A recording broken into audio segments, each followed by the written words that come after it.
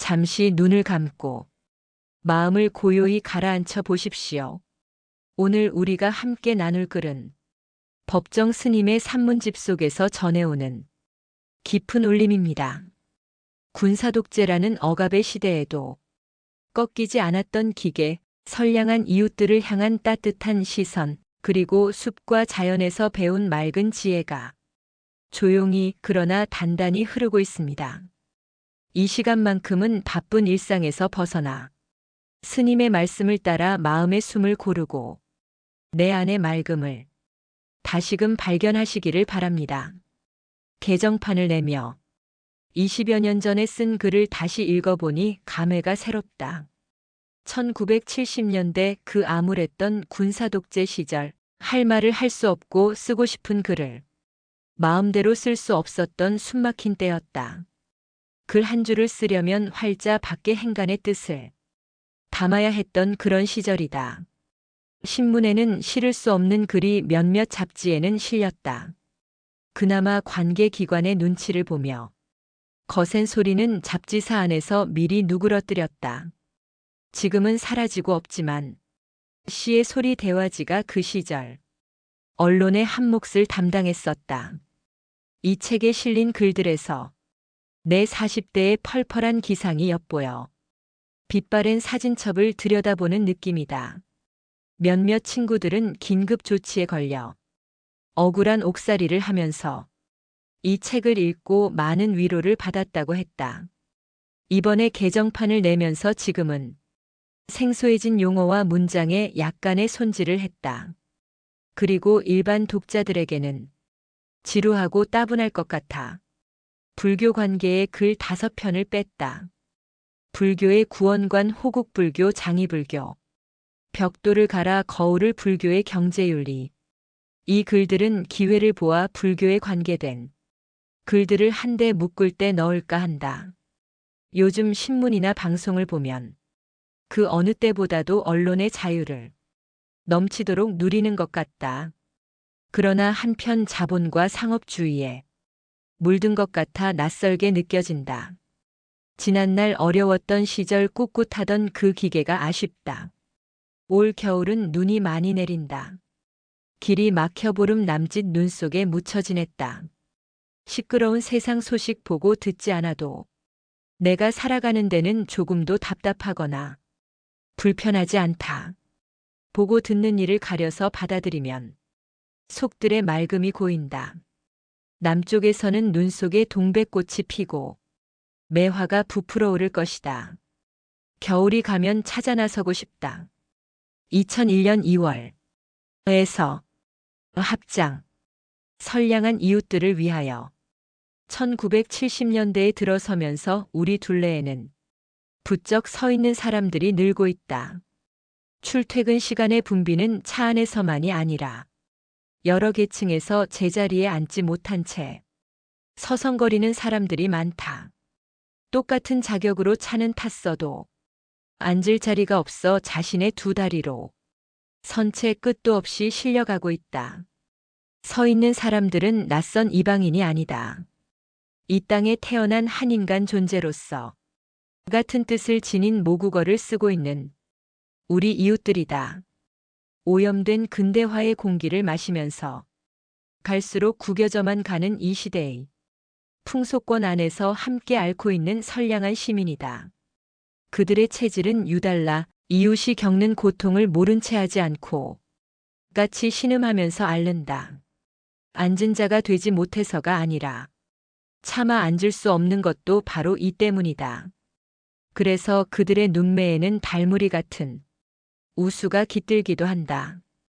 그들에게는 달력을 걸어둘 벽이 없다.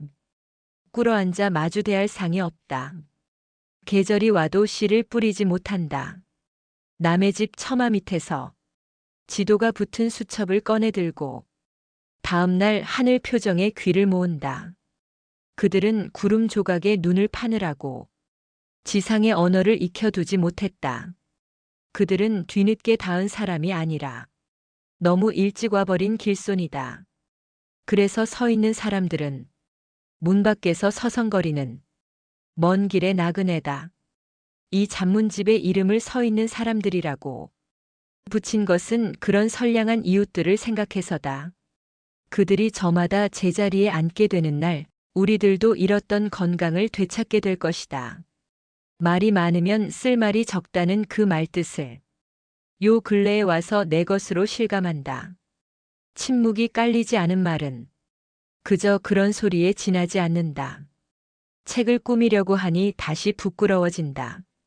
산에 들어와 살면서 청탁에 그래. 번번이 응하지 못했던 까닭도 여기에 있다. 이 자리를 빌려 양해를 구하고 싶다. 봄이 내 뜰에 내리고 있다. 한밤중 잠자리에서 자주 깨어난다. 그때마다 목이 마르다. 이 봄에 나는 무엇을 할 것인가? 우선 삽과 괭이를 들고 산밭을 일구리라. 맨발로 부드러운 흙을 밟아볼 일이다. 침묵의 땅에 봄 씨앗을 뿌릴 것이다. 그리하여 새 움이 트고 잎이 펼쳐지는 생명의 신비를 지켜보면서 우주 질서를 배우고 익히리라. 추상적인 허공이 아니라 구체적인 대지에 뿌리를 내리면서 이 갈증을 달래리라. 숲에는 질서와 휴식이 그리고 고요와 평화가 있다. 숲은 모든 것을 받아들인다. 안개와 구름, 달빛과 햇살을 받아들이고 새와 짐승들에게는 깃들릴 보금자리를 베풀어 준다. 숲은 거부하지 않는다. 자신을 핥히는 폭풍우까지도 마다하지 않고 너그럽게 받아들인다. 숲에서 배운다. 산을 떠나 6, 7년 도시 주변의 절간에서 사는 동안 얻은 것도 많지만 잃은 것도 적지 않았다. 얻은 것이라면 이 어지러운 시대의 공기를 함께 호흡하면서 세상 물정을 몸소 보고 느낀 점이었고, 잃은 것은 내 안에 지녔던 청청한 빛이 조금씩 바래져간 점이다. 수행자에게 자기 내면에 지닌 빛이 바래져 간다는 것은 결코 작은 일이 아니다. 수행자가 빛의 기능을 잃는다면 자신뿐 아니라 그 둘레에도 어두운 그늘을 들이우게 마련이다. 무엇보다 아쉬웠던 것은 내가 기댈 만한 숲이 없어졌다는 사실이다. 한동안 그 그늘 아래서 사유하고 행동하던 울창한 숲도 날로 비대에만 가는 수도권에 침식당하고 말았다. 밖에서 밀려드는 소음이 너무 두터워 내 안에서 움터나오는 소리를 제대로 들을 수 없었다. 이렇게 빛이 바래져 갔던 것이다. 산승의 본거지는 더 말할 것도 없이 숲이 있는 적정처다. 지난해 가을 숲속의 산거를 마련하여 훌쩍 귀환했다. 마치 한 마리 산짐승이 들에 나가 이리저리 기웃거리다가 지친 몸으로 옛 보금자리를 찾아 돌아온 그런 느낌이었다. 물론 뜻을 같이 하던 동료들 곁을 떠나온 미안함의 무게는 결코 작은 것이 아니었지만 건강과 빛을 잃어가던 나로서는 다른 도리가 없었다. 숲에는 질서와 휴식이 그리고 고요와 평화가 있다. 숲은 모든 것을 받아들인다. 안개와 구름, 달빛과 햇살을 받아들이고 새와 짐승들에게는 깃들릴 보금자리를 베풀어 준다. 숲은 거부하지 않는다. 자신을 핥히는 폭풍우까지도 마다하지 않고 너그럽게 받아들인다. 이런 것이 숲이 지니고 있는 덕이다. 숲으로 돌아오자 우선 막혔던 숨통이 트이는 것 같았다. 흙을 만지고 나무들을 대하니 새 속에서 묻은 때가 씻겨갔다.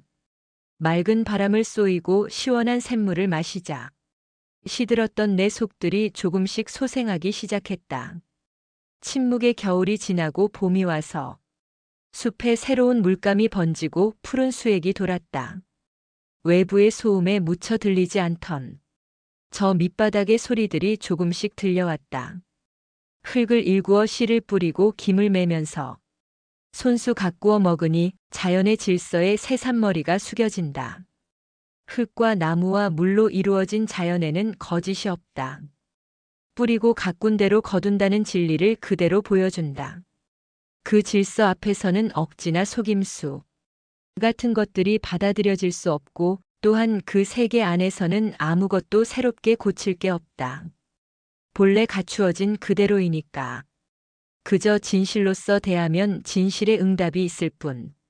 끈기 있게 기다리면서 길들일 줄 알면 된다.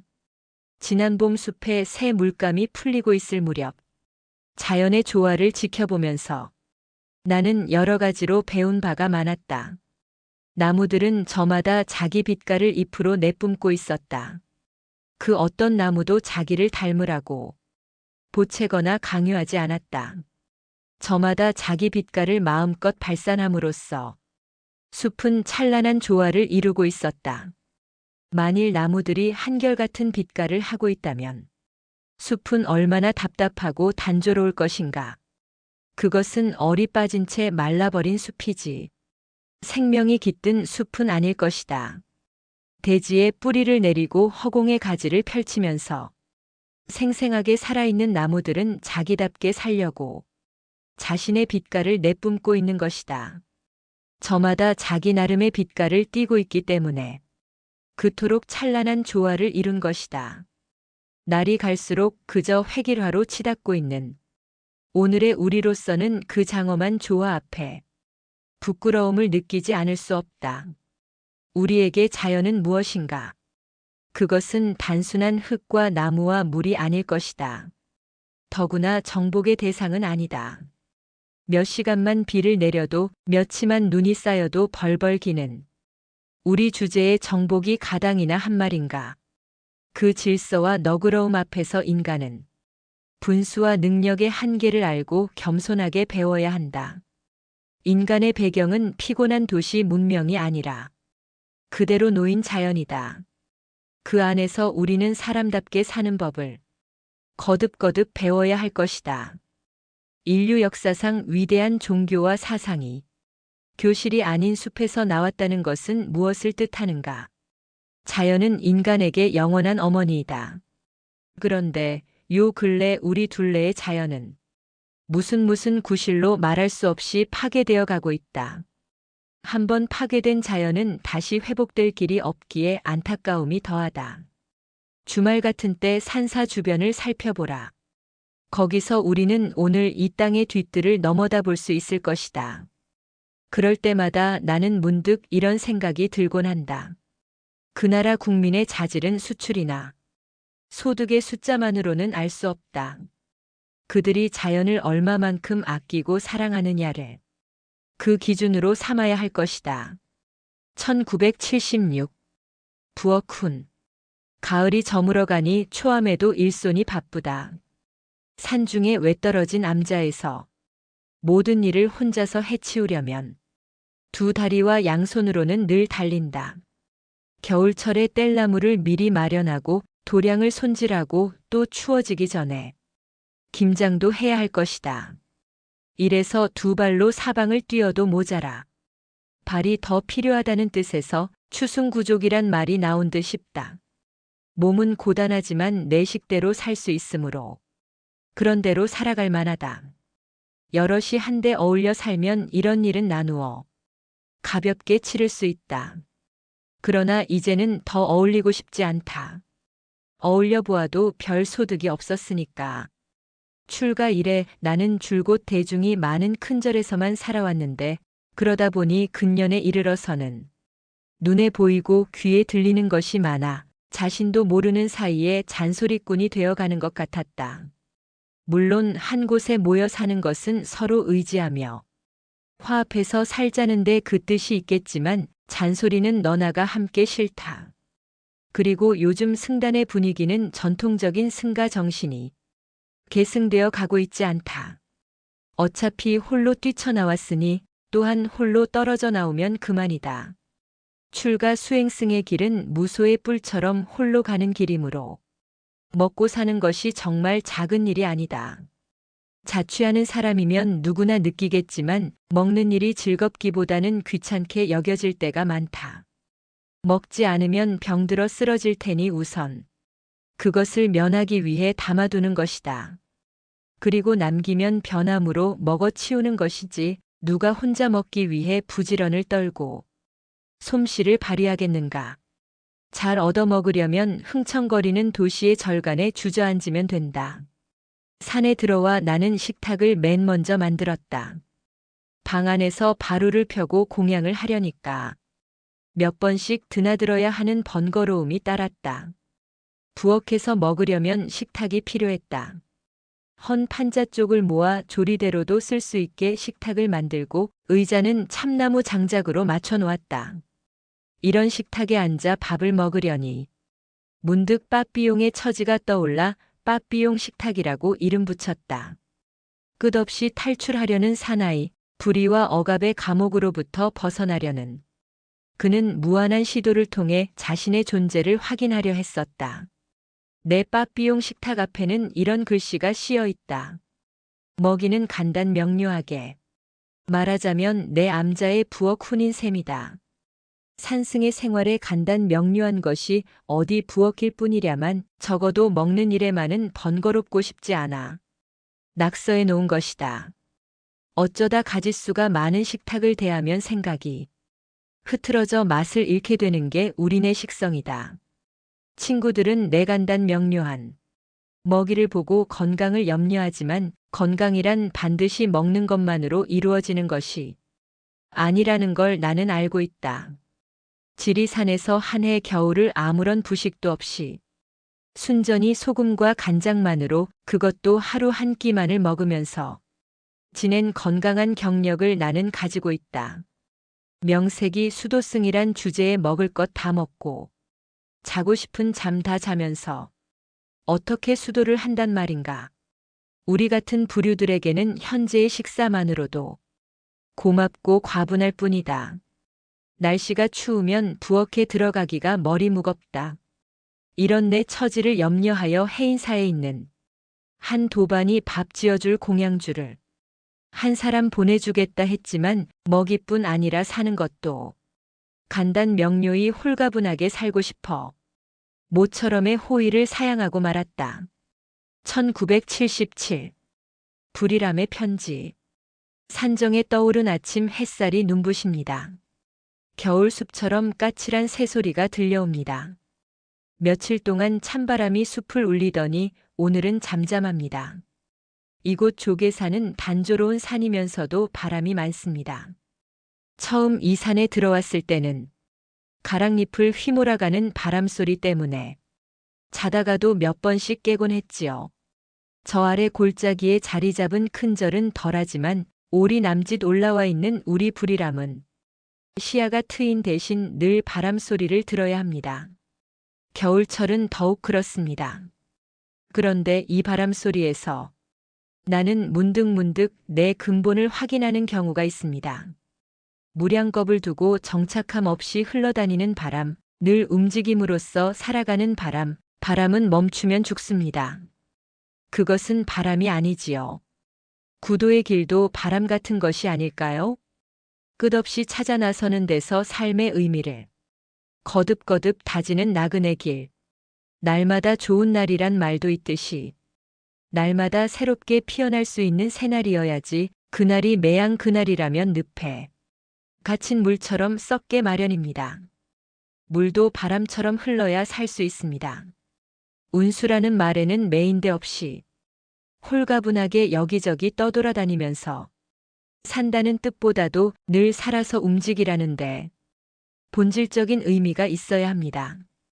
출가 수행자가 산으로 돌아와 기대고 있는 것도 날마다 좋은 날을 마련하려는 뜻에서이지 편안함과 한가로움을 탐하기 위해서는 결코 아닙니다.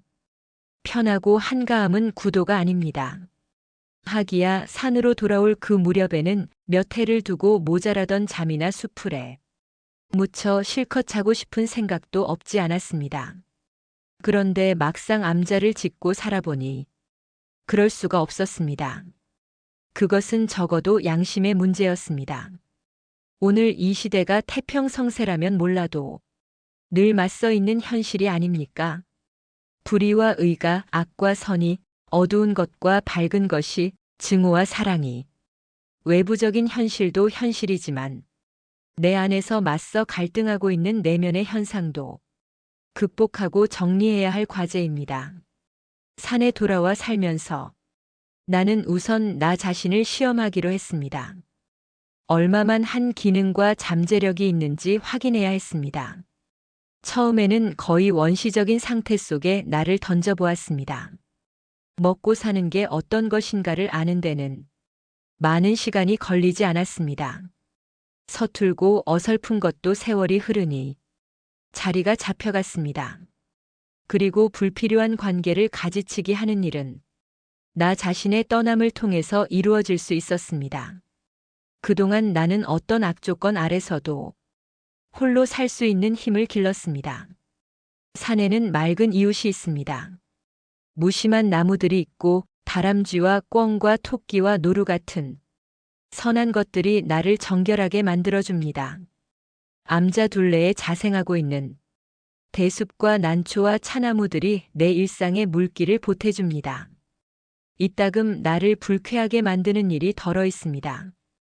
우편물을 어느 손이 검열하는 것입니다. 그러나 이런 일들이 우리가 살고 있는 이 시대의 공기를 산에서 사는 내가 혹시 잊기라도 할까봐 나를 깨우쳐주기 위해 있는 일이라 생각하면 오히려 감사하고 싶은 심정입니다. 어떤 일도 달게 받아들일 수밖에 없는 우리네 처지 아닙니까? 이제는 또 점심을 지어야 할 시간이군요. 며칠 전에 읽은 법문을 되새기면서 사연을 맺을까 합니다. 한 스님이 백장선사에게 물었습니다. 어떤 것이 기특한 일입니까? 선사는 이렇게 대답합니다. 독자대웅봉. 홀로 우뚝 대웅봉에 앉았노라. 이 사실이 그 어떤 일보다도 기특한 일이라는 뜻이지요. 사람답게 살려는 사람들은 저마다 대웅봉에 의젓이 앉아야 합니다. 그래야 이 어지러운 세상을 제대로 살아갈 수 있습니다.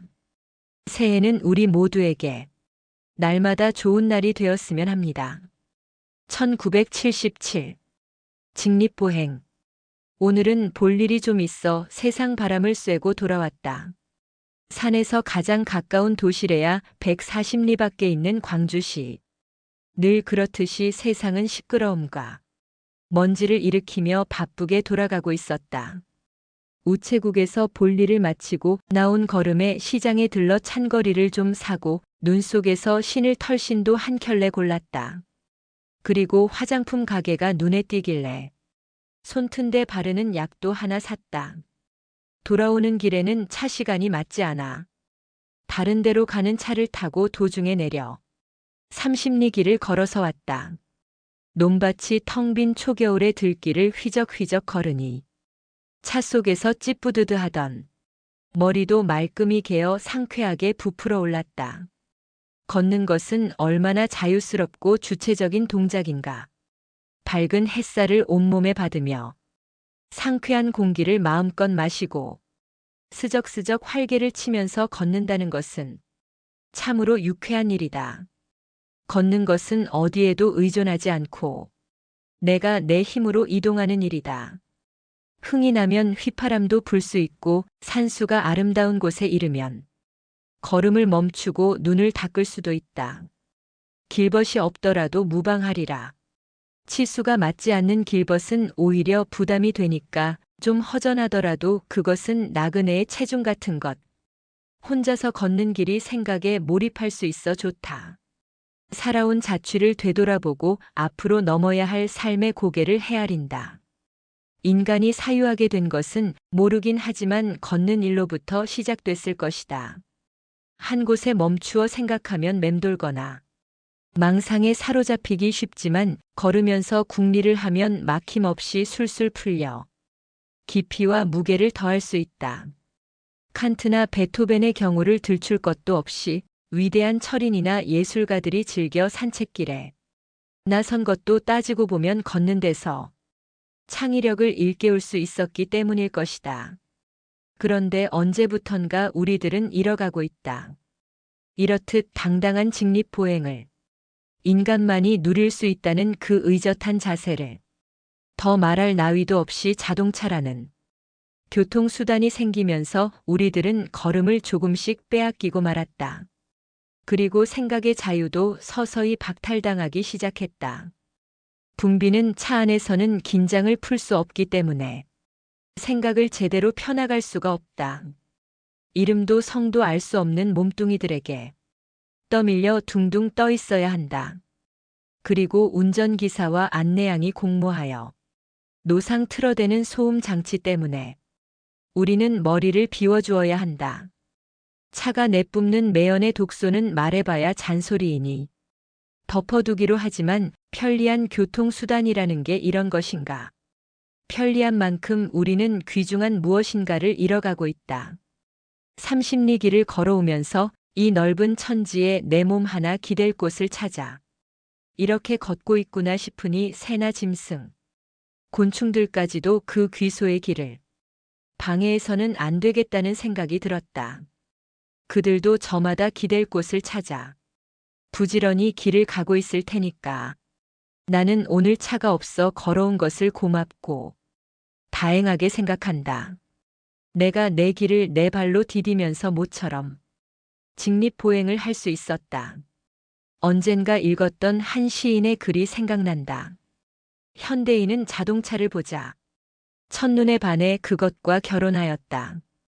그래서 영영 목가적인 세계로 돌아오지 못하게 되었다. 1977. 차나 마시게. 한겨울 산중에서는 불 떼고 끓여 먹고 좌선하는 일이 주된 일과다. 몽고 지방의 중심을 둔 한랭한 고기압이 끈덕지게 확장하던 그 무렵 혼자서 지내는 독사리에서 흔히 빠져들기 쉬운 게으름과 타협하지 않으려고 참 혼이 났었다. 오늘처럼 눈이 내리는 날은 아무래도 방 안에 앉아있기가 따분해진다. 마냥 내리는 눈으로 수묵처럼 부옇게 흐려진 산봉우리와 숲을 내다보다가 무엇에 홀린 듯 숲길로 나섰다. 누더기에 귀까지 내려 쓴 털모자가 젖도록 이 골짜기 저 골짜기를 짐승처럼 쏘다녔다. 때 아닌 인기척에 노루들이 튀고 꿩들은 호들갑을 떨면서 날았다. 산죽 밭에서는 토끼란 놈들이 연방 부스럭거렸다. 천지가 얼어붙은 이 추위 속에서 너희들은 무얼 먹고 살아남았느냐. 암자로 돌아와 아궁이에 장작을 한 아름 지폈다. 헐헐 타오르는 불길 앞에서 젖은 옷을 말렸다. 기세 좋게 타오르는 불꽃을 보고 있으면 내 안에서도 생기가 피어난다. 무엇인가 만들어 보고 싶은 충동. 연장괴에서 톱과 망치와 자귀를 꺼내어 똑딱거린다. 골짜기에 쩌렁쩌렁 메아리가 울린다. 바람이 지나간다. 무겁게 허리를 굽혔던 대숲이 일렁이면서 흩날리는 눈보라. 샘물을 길어다 차를 다린다. 바로에서 솔바람 소리가 들린다. 혼자서 마시는 차를 속세의 번거로움에서 떠나는 이속이라 하던가. 아, 이 은은한 차맛을 그 누가 알까. 대숲에 내린 맑은 이슬을 두어 잔 마시니 산매경에 접어든 손에 기이한 향기가 스며들더라. 이 같은 차의 덕이 산중에 맑고 투명한 일상을 다스려주고 있다. 옛사람의 글에 실린 말씀이다. 차를 마실 때는 객이 많으면 수선스럽고 수선스러우면 그윽한 정취가 없어지느니라. 홀로 마시면 싱그럽고 둘이 마시면 한적하다. 서너시 마시면 재미있고 대여섯이 마시면 덤덤하며 일곱 여덟비 마시면 나눠 먹이와 같더라. 백스무해나 장수한 조주 선사는 찾아오는 사람들에게 한결같이 차를 내놓았다. 어느 날 두 학인이 법을 배우기 위해 찾아와 인사를 드린다. 노스님은 학인에게 이전에 여기 온 적이 있는가? 라고 묻는다. 아니요, 처음입니다. 그래? 그럼 차나 한 잔 들지. 하고 차를 내놓았다. 이번에는 함께 온 학인을 보고 그대는 전에 여기 온 일이 있는가? 라고 질문한다. 예, 한 번 왔었습니다. 그럼 차나 한 잔 들게. 곁에서 지켜보던 그 절의 살림을 맡은 원주가 이상히 여겨 물었다. 노스님, 처음 찾아온 사람이나 다시 찾아온 사람에게 어째서 똑같이 차나 들라고 하십니까? 노스님은 원주를 빤히 바라보다가 원주 하고 불렀다. 원주는 깜짝 놀라 예 하고 대답했다. 그러자 자네도 차나 한 잔 들게. 라고 말했다. 조주의 차맛이 어떠했을까? 그 차맛을 알 수 있다면 차나 마시라던 선사의 뜻도 함께 마실 수 있었을 것이다. 선이 생활화되던 시절에는 빛과 향기와 맛을 갖춘 차도 성했다고 하는데 요즘의 차맛은 어디를 가나 시원치 않다. 선이 선승만의 전유물인 양 선방에만 갇혀있기 때문인가. 그렇다 하더라도 그대도 차나 한 잔 마시게. 1977. 침묵의 눈. 선가의 목격 전수라는 말이 있다. 입 벌려 말하지 않고 눈길이 마주칠 때 전할 것을 전해준다는 뜻이다. 사람끼리 가까워지고 멀어지는 것도 사실은 언어 이전의 눈길을 통해서 이루어진다. 말은 설명하고 해설하고 또 주석을 달아야 하는 번거로움과 시끄러움이 따르지만 눈은 그럴 필요가 없다. 마주보면 이내 알아차릴 수 있고 마음속까지도 훤히 들여다볼 수 있다. 그래서 가까운 사이는 소리내는 말보다도 오히려 침묵의 눈으로 뜻을 전하고 받아들인다. 그렇다 하더라도 눈은 어디까지나 창문에 지나지 않는다. 사물을 이해하고 판단하는 것은 눈이 아니라 마음이다. 마음의 빛이 눈으로 나타날 뿐. 그렇기 때문에 창문인 그 눈을 통해 우리들은 그 사람의 실체를 파악하려는 것이다. 오늘날 사람들의 눈길에서 우리는 희망보다는 절망을 느끼는 경우가 덜어 있다.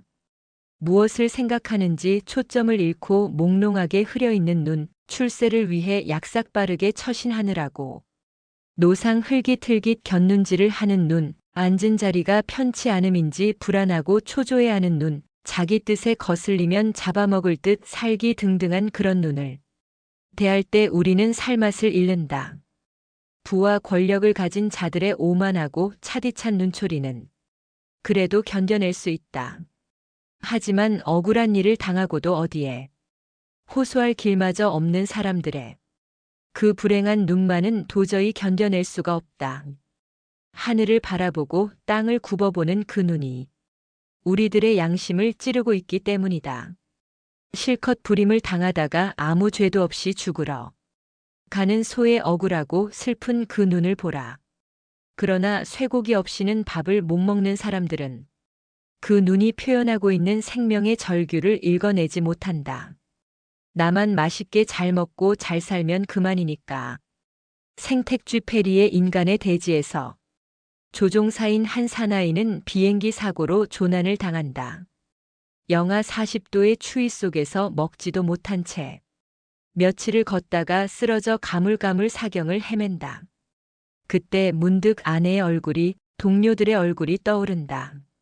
라디오 앞에서 자기가 살아 돌아오기를 애타게 기다리고 있는 그 눈들이 떠오르자 이제는 자기 자신이 구제의 대상이 아니라 자기를 기다리며 떨고 있는 그 눈들을 구해줘야 한다는 생각으로 바뀐다.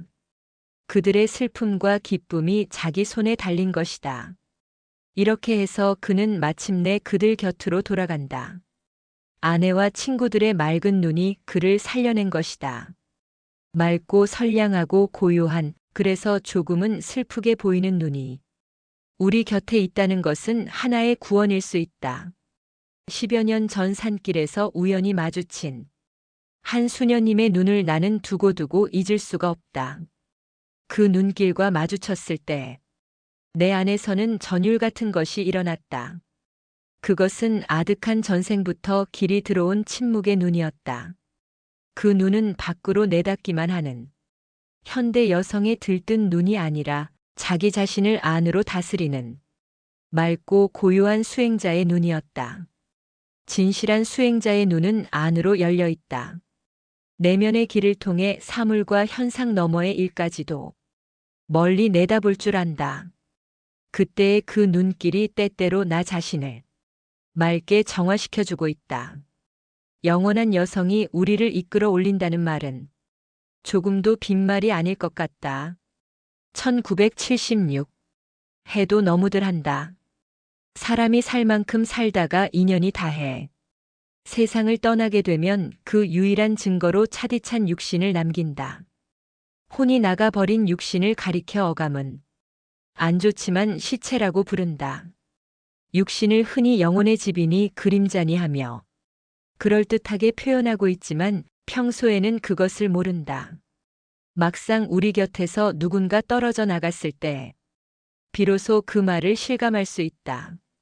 알맹이가 빠져버린 빈 껍데기는 그것이 부모 형제의 것이라 할지라도 거추장스러울 뿐 죽음 앞에서 슬퍼하면서도 지체 없이 장례를 치를 수밖에 없는 까닭이 여기에 있다. 이 마지막 검은 의식 또한 세상에서는 각양각색이다. 그 비용조차 없어 슬픔이 더해지는 사람들이 있는가 하면 호화롭고 거창한 의식을 통해 부와 권세를 마음껏 과시하려는 사람들도 있다. 불교의 수행승들은 마지막 남은 그 증거를 없애는데 비정하리만큼 철저하다. 화장을 하여 남은 유골마저 갈아서 흩어버린다. 살아서도 소홀히 하던 육신을 죽고 나서까지 홀대한다. 본래 무일물임을 그대로 드러내려는 것이다. 어떤 선사는 그의 임종계에서 이렇게 당부한다. 시주의 땅에 묻지 말고 태워 없애버리게. 가진 것 없이 살았던 그가 죽은 뒤 혹시 남의 신세를 질세라 죄를 만들어 흩어버릴 것이지. 남의 땅을 차지하지 않도록 해달라는 부탁이다. 또 어떤 스님들은 도반들에게 폐를 끼치고 번거롭게 할까봐 깊숙한 산골에 손수 화장할 나무를 마련하여 불을 놓고 그 위에 앉아서 가는 일도 있다. 몇 해 전에도 있었던 일이지만 어떤 노스님은 큰 돌을 안고 바다에 들어가 꺼풀을 벗어버리기도 했다. 이를 수장이라고 하는데 남은 육신을 물고기들에게 보시하기 위해서다. 이런 방법이 다만 출가 수행승에게만 있는 것은 아니다. 독실한 불교 신자이던 일본에 어떤 황후는 자기가 죽거든 불에 태우지도 흙에 묻지도 말고 들가에 버려서 한때나마 굶주린 짐승들의 요깃거리가 되게 해달라고 유언을 남기기도 했다. 수행자라면 종파를 따질 것 없이 그의 청빈을 본받지 않을 수 없는 아시시의 성 프란체스코. 이 성인은 임종이 가까웠을 때 옷을 벗겨 알몸으로 땅바닥에 누워서 죽게 해달라고 그 원장에게 어린아이처럼 졸랐다. 그러면서 이런 말을 남긴다. 오래지 않아 내 육신은 먼지와 제 이외에 아무것도 아닐 것입니다. 얼마 전 어떤 월간지에서 호화 무덤에 관한 화보를 보고 나는 적지 않은 충격을 받았다. 살아서 누리던 호화 주택만으로는 성에 차지 않아 호화 유택을 마련한 것이다. 냉방시설을 갖춘 묘지가 있는가 하면 외국산 대리석을 들여와 치장했다는 것도 있다. 또 어떤 것은 풀장까지 갖추어 놓고 석조물의 전시장처럼 보이는 묘지도 있었다. 그 안에서 고이 잠드시라 해놓았을 텐데 양심이 있는 너키라면 어찌 그런 데서 편히 잠들 수 있겠는가. 근래 흔히 일고 있는 성역화의 물결을 따라 뒷사람들에게 수고와 폐를 끼칠 것 없이 몸소 미리 해두자는 심사에서일까? 하기야 요즘은 중들까지 시류의 편승, 탐만으로는 모자라 일찍이 없었던 석상까지 해세우는 판이니 남의 말을 할 처지는 못 되지만 해도 너무들 한다. 빈 껍데기를 가지고 너무들 한다. 1977 도둑과 선.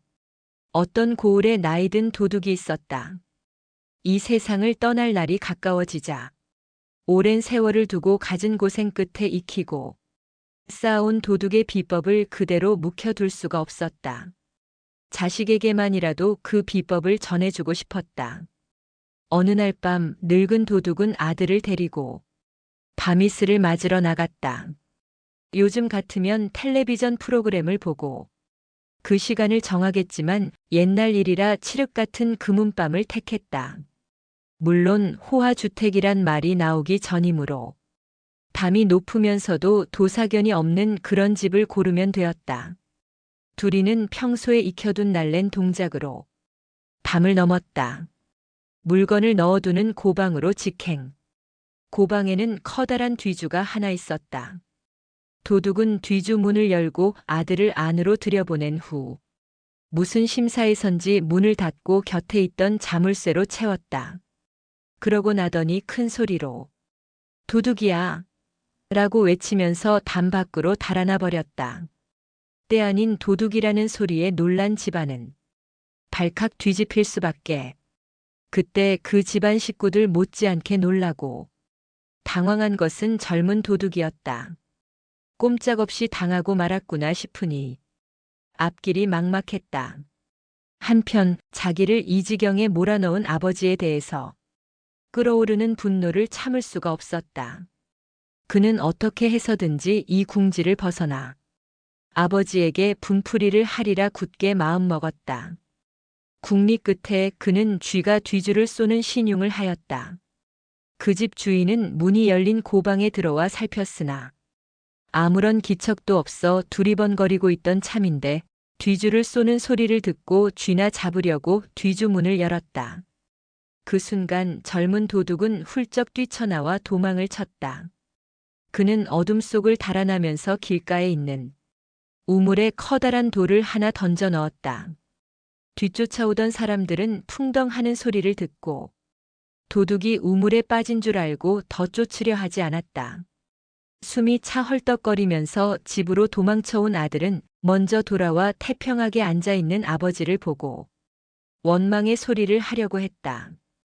그러나 늙은 아버지는 희죽희죽 회심의 미소를 지으면서 이렇게 말했다. 너도 내 꾀로 도망쳐오는 걸 보니 이제는 이 아비의 업을 이어받을 만하구나. 이렇게 해서 아버지는 그 아들에게 도둑의 비법을 전해주었다. 말로써 가르쳐준 것이 아니라 실제 행동 속에서 그 묘리를 스스로 터득하도록 했던 것이다. 이것은 중국 송나라 때의 선승법연이 한 이야기이다. 이 이야기를 가지고 그는 선을 말하고자 했다.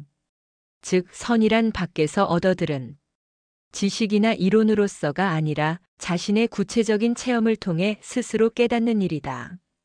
이것은 객관적으로 이해하는 것이 아니라 직관적으로 파악하는 것, 철저한 자기응시를 통해 자기 안에 잠들어 있는 무한한 창조력을 일깨우는 작업이다. 그래서 선을 가리켜 지식이 아니라 체험이라고 한 것이다. 이 무한한 창조력이 사랑이라는 온도와 지혜라는 빛으로서 이웃에게 발휘될 때 선은 일상 속에서 살아 움직인다. 선방 안에서만 통하는 선이라면 뒤주 속에 갇힌 것이나 다름이 없다. 뒤주 속에서 살아나갈 길을 찾아 인간의 거리로 뛰쳐나와야만 비로소 창조적인 기능을 할 수 있다. 창백한 좌불은 많아도 살아 움직이는 동불이 아쉬운 오늘이다. 1977 바다에서 산에서만 살다 보면 이따금 불쑥 바다가 그리워질 때가 있다. 능선에 가려 시야가 차단되게 마련인 산중이라 끝없이 펼쳐진 그 바다가 보고 싶다.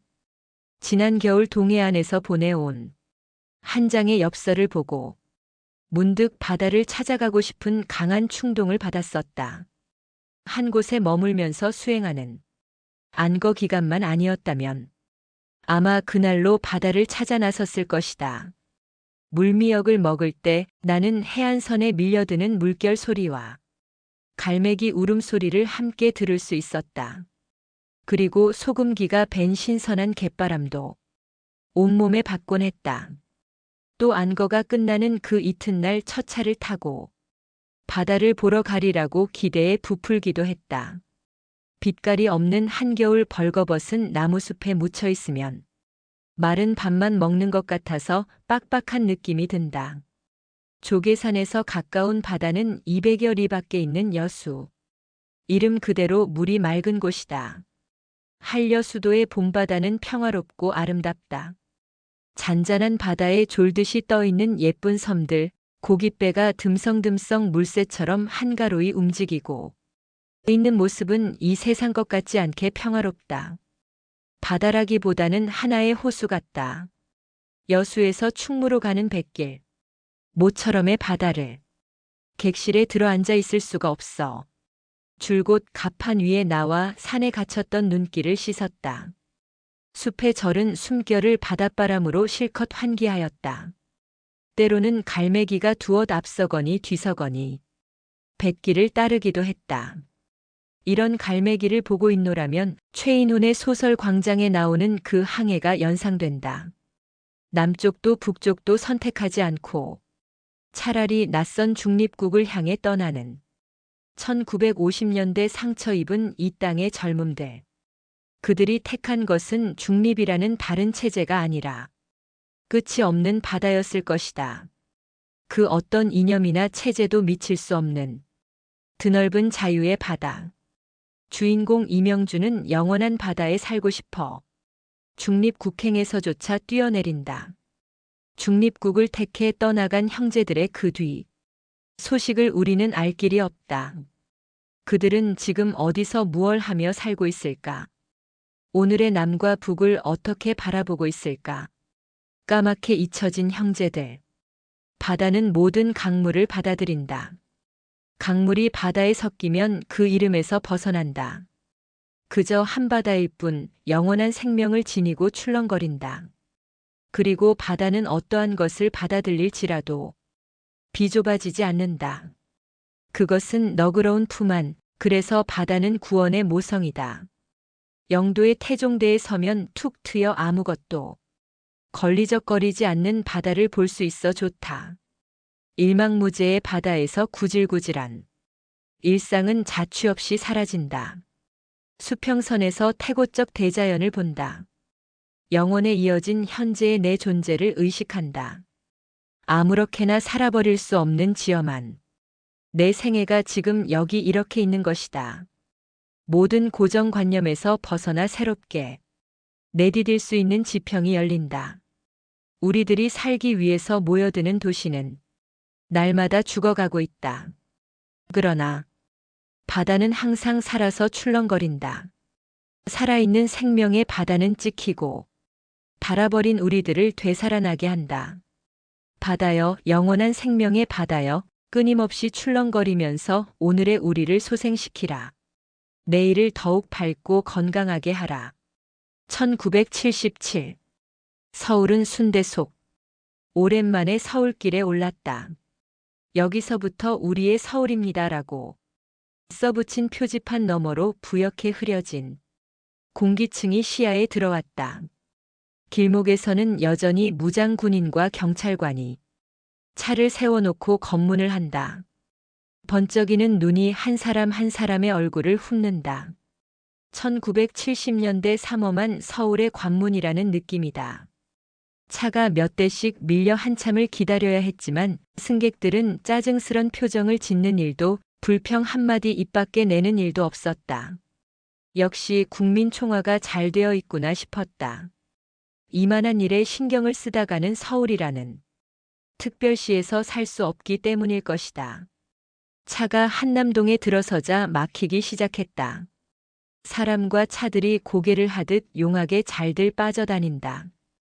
동대문 고속버스 터미널에 내리니 사뭇 어지럽다. 뒤늦게 알아차린 일이지만 우리 같은 실력으로는 이제 택시 잡기란 거의 불가능한 일이 되었다. 얼음얼음하다가 몇 차례 버스도 놓치고 말았다. 서울에서 체면이라는 말이 아직도 통하고 있는지 알 수 없지만 그 체면을 차리다가는 버스도 제대로 타지 못할 것 같다. 이리 뛰고 저리 밀리다가 겨우 비집고 탄 버스는 그야말로 입추의 여지가 없었다. 줄 서는 일은 왜 그리도 많은지 길목마다 줄지어 늘어선 광경이 흔하게 눈에 띈다. 택시와 버스의 정류장, 그리고 운동장 주변은 노상장사진이다. 육교나 지하도 인도나 차도를 가릴 것 없이 사람의 물결이 넘치고 있다. 750만 인구가 지붕 밑에서 거부를 당한 채 모두가 거리로 쫓겨나온 것만 같았다. 출퇴근 무렵에 한 지하도에 들어갔다가 나는 온전히 주체성을 잃어버리고 말았다. 사람들의 물결에 빨려 들어가 둥둥 떠다니다가 꾸역꾸역 밀려나올 수밖에 없었기 때문이다. 마치 거대한 에스컬레이터라도 탄 것 같은 기분이었다. 이때 문득 떠오른 생각이 있다. 이제 우리 서울은 갈데없는 순대 소기로구나. 인파에 떠밀린 나는 순대의 한 내용물에 지나지 않는구나. 그러고 보니 여기서부터 우리의 서울이란 표지가 여기서부터 우리의 공예권입니다라는 의미를 동시에 지니고 있는 것 같았다. 임시 행정수도를 새로 만들겠다는 구상의 절박함을 이해할 만했다. 이렇듯 어려운 생활 여건 속에서도 묵묵히 살아가고 있는 서울 특별 시민들에게 전에 없던 존경의 마음이 일었다. 맑은 햇볕과 신선한 공기와 깨끗한 물가, 향긋한 흙냄새 등 자연의 혜택을 등진 채 현대 문명의 온갖 공해 속에서 살아가는 선량한 시민들에게 얼마쯤 연민의 정도 함께 느꼈다. 지금 돌이켜보니 나는 산에서 철없는 생각을 하고 있었다. 서울에 가면 아이스크림도 사 먹고 아침 일찍 조조 할인 영화도 보고 또 오랫동안 못 만났던 친구들도 찾아봐야겠다고 속으로 별렀었다. 그런데 서울에 온 지 며칠 안 돼. 나는 이런 희망사항들을 스스로 포기하고 말았다. 무엇보다도 그 순대 속 같은 길목을 거쳐 또 그와 비슷한 버스를 타고 갈 일이 난감했기 때문이다. 산으로 돌아가면 나는 할 일이 있다. 어떤 일보다도 먼저 채마밭에 뿌려놓고 온 채소의 어린 싹부터 알맞게 솎아내야겠다. 그래야만 모든 것이 지나치게 모여있는 도시의 과밀로 답답해진 내 숨길이 트일 것 같다. 한 지역에 사람이 너무 많이 모여 산다. 많은 것은 귀하지 않다. 1977 모기 이야기. 날씨가 더워지니 선실안이 좀 답답해졌다. 며칠 전부터 낮에는 앞뒷문을 활짝 열어놓는다. 은은한 숲 향기에 실려 뻐꾸기. 울음소리가 나른하게 들려오고 있다. 이따금 방 안으로 나비가 날아들고 꿀벌도 벽과 천장에 부딪히며 붕붕거린다. 새들은 멋모르고 방 안에 들어왔다가 제풀에 놀라 푸드득 달아난다. 이 모두가 사내 식구들. 우리는 함께 어울려 살아가고 있다. 그런데 오늘 뜻 아닌 살생을 했다. 아까부터 꿀벌이 한 마리 방 안에 들어와 붕붕거렸다. 눈앞에서 자꾸만 알짱거리면서 귀찮게 구는 바람에 옛기놈 나가거라 하고 죽비로 휘젓자 툭 하고 떨어지더니 그 길로 죽고 말았다. 나는 무심히 나가라고 휘저었는데 벌은 정통으로 맞아 목숨을 잃은 것이다. 종일 마음이 언짢았다. 살려고 이 세상에 나왔다가 그것도 한 산중으로 놀러 나왔다가 맞아 죽게 되었으니 어찌 가엾지 아니한가. 사람 목숨이 파리 목숨보다도 더 해픈 이 판국에 곤충 한 마리 죽은 걸 가지고 뭐 그리 엄살이냐고 할지 모르지만 그런 생각은 어디까지나 사람의 입장에서 하는 소리다. 곤충의 처지로 보면 단 하나뿐인 목숨을 그럴 만한 이유도 없이 억울하게 빼앗기고 만 것이 아닌가. 사람과 동물이 업에 따라 비록 그 생김새는 다르다 할지라도 살려고 하는 생명 그 자체는 조금도 다를 바가 없다. 한쪽이 약하다고 해서 죽여야 한다는 법은 없다. 가령 입장을 바꾸어 사람보다 훨씬 교활하고 힘센 짐승이 그의 식욕을 채우기 위해 또는 그의 손버릇 때문에 우리의 귀여운 자녀들을 앗아간다고 생각해보라. 우리는 얼마나 원통하고 분할 것인가. 목숨은 어떤 수단이 될 수 없다. 그 자체가 온전한 목적이다. 그것은 단 하나밖에 없는 절대 가치이다. 그러므로 어떤 이유로라도 살려고 하는 생명을 해치거나 괴롭히는 일은 악덕 중에서도 으뜸가는 악덕이 아닐 수 없다. 생물을 포함한 모든 존재는 서로 의지에 살아가고 있다. 끝없이 주고받으면서 우주적인 조화와 질서를 이루고 있다. 옛날 수도승들은 집신을 아주 성글게 삼아 신었다고 한다. 길을 다니다가 밟히는 생물들에게 피해를 덜 입히기 위해서다. 여름철 승가의 안거 제도도 여기저기 돌아다니며 수행할 때 생겨나는 벌레들의 희생을 막자는데 원초적인 의도가 있었다. 자비란 인간끼리만이 아니라 모든 생물에게 두루 미치는 인간의 사랑을 가리킨다. 생명을 절대시한 전통적인 동양의 사상이다. 지난해 여름 한 노스님으로부터 모기에 대한 이야기를 듣고 비록 그것이 우화이긴 하지만 그 진실성에 숙연해진 적이 있다. 해질녘이 되어 시어머니 되는 모기가 외출을 하면서 며느리에게 이같이 당부한다. 얘야, 내 저녁밥은 하지 마라. 며느리는 웬일인가 싶어. 왜요, 어머님? 하고 묻는다. 시어머니는 먼 산을 바라보면서 힘없이 대답한다. 마음씨 좋은 사람 만나면 잘 얻어먹을 거고 모진 놈 만나면 맞아 죽을 테니 내 저녁 일랑 짓지 말거라. 귓전에서 앵하고 신경을 건드리는 모기 소리가 들릴 때 그걸 후려치려고 손을 번쩍 들었다가도 문득 모진 놈 만나면 맞아 죽을 거라는 시어머니 모기의 말이 떠올라 손을 내리곤 했다. 마음씨 좋은 사람은 못 되더라도 어찌 모진 놈이야 될 수 있겠는가. 1977. 옛 절터에서 산에만 묻혀서 사노라면 별로 꿈이 없다. 그럴 수밖에 없는 것이 생활 자체가 단순하기 때문이다. 그런 가운데서도 내 침상머리에는 이따금 꾸어지는 꿈이 있다. 꿈이란 따지고 보면 다 허무맹랑한 것이지만 맑은 꿈을 꾸고 나면 생각도 맑아지고 언짢은 꿈에는 어두운 그림자 같은 것이 드리워지게 마련이다. 잣나무와 전나무가 빽빽이 들어찬 숲길을 휘적휘적 걸어가고 있었다. 맑은 시냇물이 바위에 부딪히며 줄기차게 흘러내리는 골짜기를 따라 한참을 올라가니 저만치 벼랑 위에서 폭포가 시원스럽게 쏟아져 내린다. 가까이 다가서기도 전에 휘날리는 물보라로 얼굴이 차갑게 느껴졌다. 요란한 폭포 소리를 뒤에 두고 모퉁이를 돌아섰을 때 훤히 트이는 시야. 푸르고 상서로운 기운이 뻗쳐 오르는 덤불 속을 헤치자 바위 틈에서 맑은 샘물이 콸콸 솟아오른다. 둘레를 살펴보았다. 풀더미 속에 여기저기 주춧돌이 박혀 있다. 퍼렇게 이끼가 낀 축대가 반쯤 허물어진 채 쌓여 있다. 아하, 옛 절터로구나. 갑자기 배 떠난 뒤에 나루처럼 허전한 생각이 스며들었다.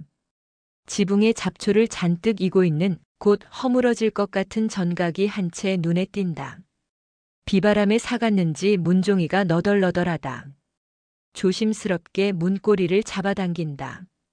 곰팡이 냄새가 가득 담긴 법당 안은 단청빛이 바랄 대로 발에 희미하다.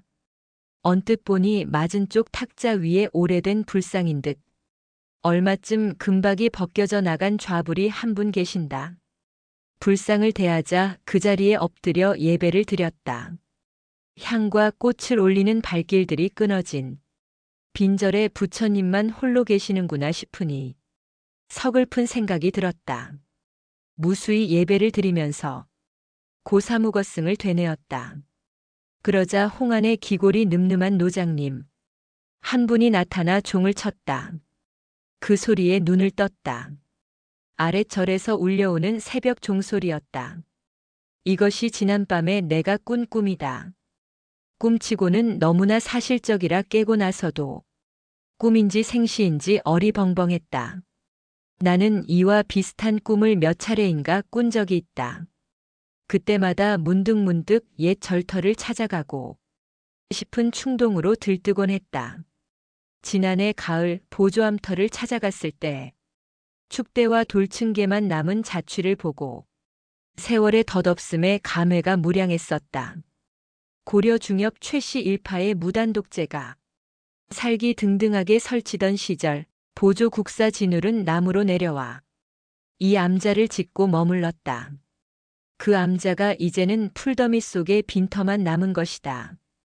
그날 눈이 시리도록 푸르른 하늘 아래 주렁주렁 빨갛게 매달려 있던 고목까지 끝에 감들이 내 기억의 바다에서는 아직도 떨어지지 않고 있다. 지금은 그 이름조차 잊어버리고 말았지만 어느 해 여름 지리산 자락에서 맑게 고인 샘과 돌담만 남아있던 옛 암자터를 보았을 때의 그 적막과 허무감, 그것은 마치 전쟁이 지나간 뒤 서둘러 찾아간 정든 모교가 잿더미로 화해버린 것을 보았을 때의 그런 허무감이었다.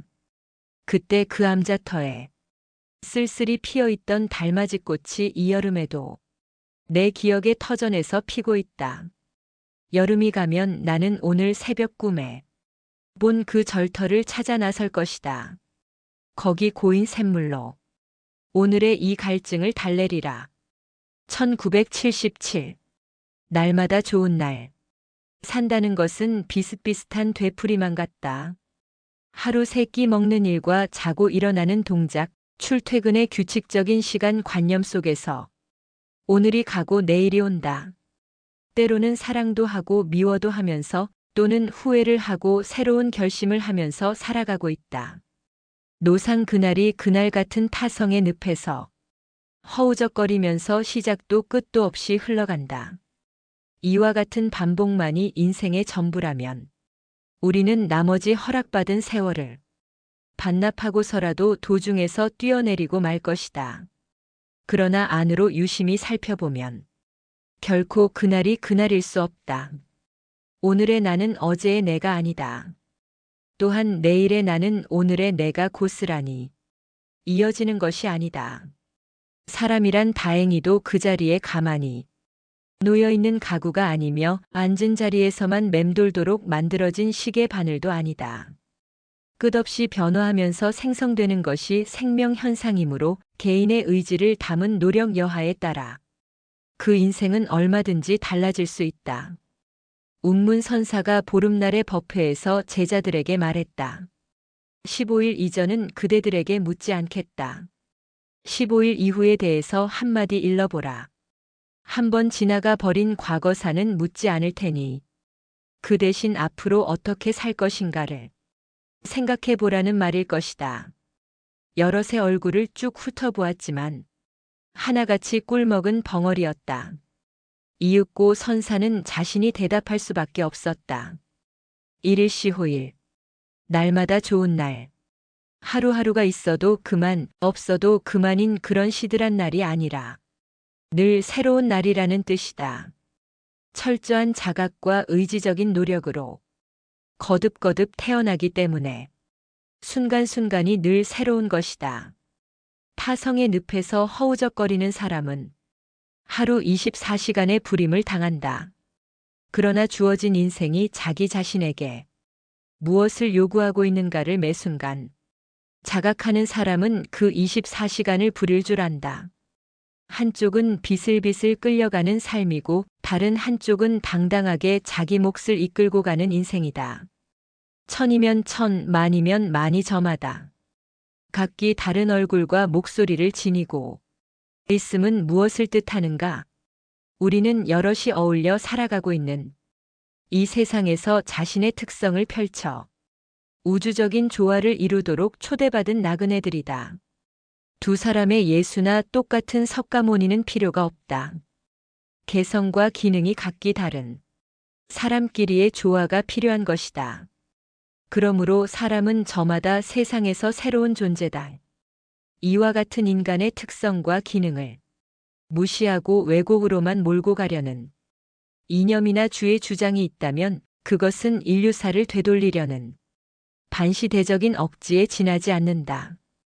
우리 둘레는 하루하루가 고통으로 얼룩져 있는데 어떻게 좋은 날일 수 있단 말인가?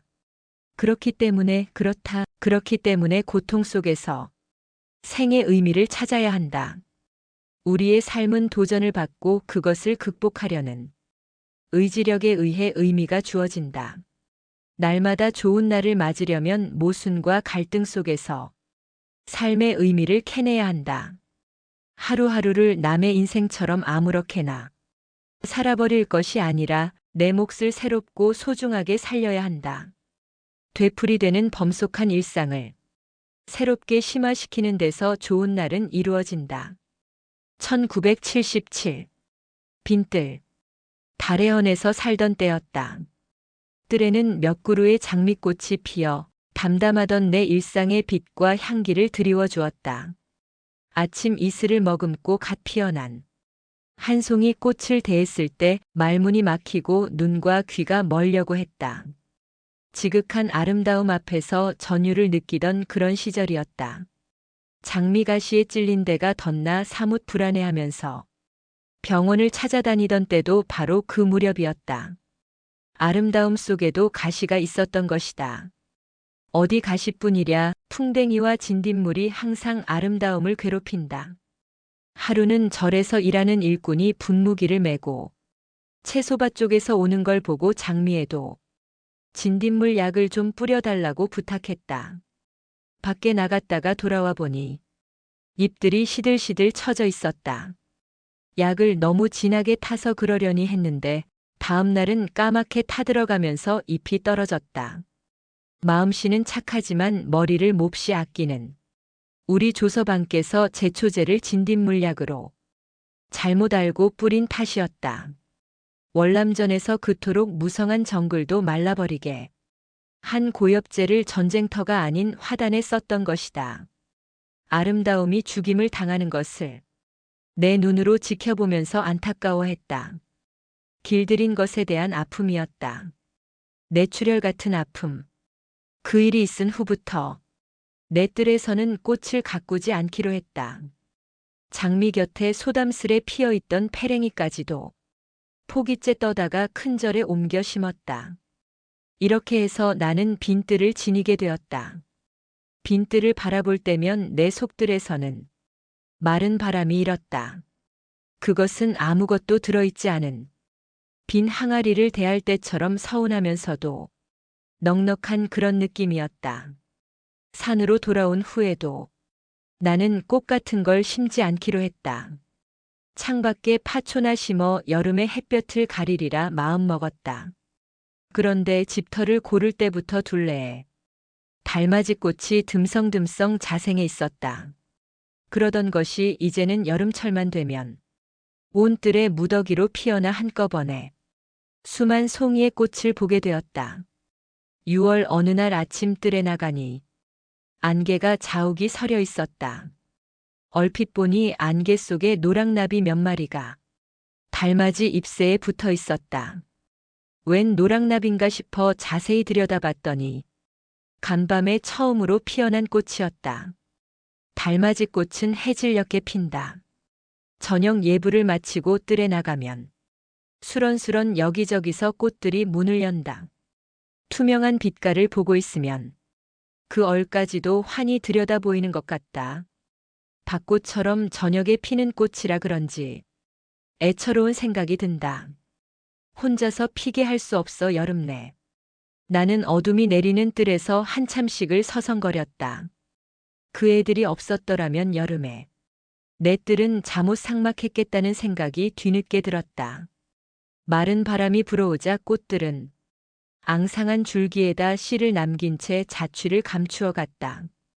오늘 아침 마지막 꽃대를 거두어 주었다. 이제는 텅 빈 뜰 어디서 퉁소 소리가 들려올 것 같다. 머지않아 이 빈 뜰에 가랑잎이 내릴 것이다. 여름철 무수히 피어난 그 꽃들의 너큰 지금은 어디서 무얼 하고 있을까? 숲을 지나는 밤바람 소리에 잠에서 깨어나면 그 애들의 안부가 궁금해진다. 이런 일로 해서 가을은 한 걸음, 한 걸음씩 내 속뜰에까지 다가서고 있다. 1977.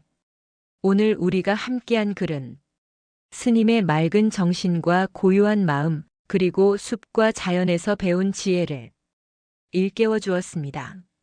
세상은 언제나 소란스럽고 복잡하지만 맑은 숨을 고르고 마음을 가다듬는 순간 우리의 속뜰에는 다시 고요와 평화가 깃듭니다. 법정 스님의 말씀처럼 흙과 나무와 물 속에 담긴 질서 앞에서 겸손해질 때 비로소 우리는 진실한 삶의 길을 배울 수 있습니다. 오늘 이 영상이 당신의 하루의 작은 쉼표가 되었기를 바랍니다.